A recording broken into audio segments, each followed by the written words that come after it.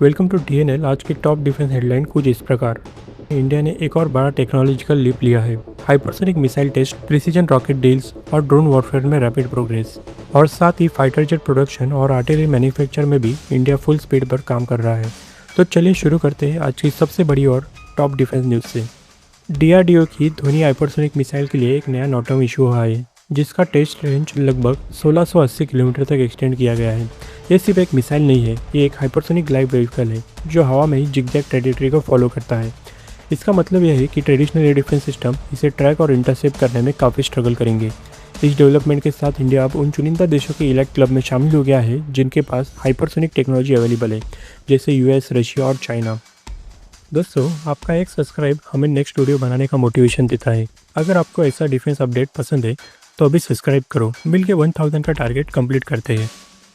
Indian army ने पुणे के NIBA limited के साथ 293 करोड़ का कॉन्ट्रैक्ट साइन किया है सूर्यास्त्र रॉकेट सिस्टम के लिए। यह सिस्टम 300 किलोमीटर तक स्ट्राइक कर सकता है और इसका एक्यूरेसी लेवल इतना हाई है कि इसका CEP 5 मीटर से भी कम है। इसका सबसे यूनिक फीचर है इसका मल्टी कैलिबर कैपेसिटी, जिससे एक ही लॉन्चर से 150 किलोमीटर और 300 किलोमीटर रेंज के रॉकेट फायर किए जा सकते हैं। ये सिस्टम बैटलफील्ड में प्रिसीजन स्ट्राइक कैपेबिलिटी को काफ़ी स्ट्रॉन्ग करेगा। इंडिया के स्टार्टअप इकोसिस्टम ने भी एक बड़ा अचीवमेंट हासिल किया है।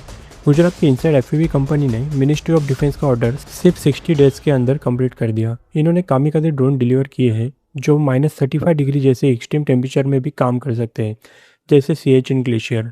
सबसे इंपॉर्टेंट बात यह है कि ये GPS डेनियल एनवायरनमेंट में भी ऑपरेट कर सकते हैं, मतलब बिना GPS के भी ये टारगेट लोकेट करके अटैक कर सकते हैं। रशिया ने इंडिया को एक मेजर ऑफर दिया है सुखोई 57 स्टील फाइटर जेट के लिए। अगर इंडिया इस डील को एक्सेप्ट करता है तो सुखोई 57 का प्रोडक्शन इंडिया में ही किया जा सकता है। इससे कॉस्ट सिग्निफिकेंट कम होगी और इंडिया की 5th generation fighter jet capability को बूस्ट मिलेगा। ये इंडियन एयरफोर्स की मॉडर्नाइजेशन के लिए एक इंपॉर्टेंट स्टेप हो सकता है। पुणे की सनलॉक्स कंपनी ने सिर्फ 6 मंथ्स के अंदर 155 mm आर्टिलरी शेल्स बनाने की फैसिलिटी एस्टेब्लिश कर ली है। इस प्लांट की एनुअल कैपेसिटी लगभग 1 लाख शेल्स प्रोड्यूस करने की है। यूक्रेन वॉर के बाद ग्लोबल डिमांड काफ़ी बढ़ चुकी है, इसलिए इंडिया के पास एक्सपोर्ट का भी बड़ा अपॉर्चुनिटी है। यह डिफेंस मैन्युफैक्चर सेक्टर के लिए एक स्ट्रॉन्ग सिग्नल है। तो ये थी आज की कुछ इंपॉर्टेंट डिफेंस अपडेट। अगर आपको ऐसे ही डिफेंस अपडेट पसंद है तो चैनल को सब्सक्राइब करना मत भूलिए, क्योंकि हम डेली डिफेंस न्यूज़ और एनालिसिस आप तक लेके आते हैं।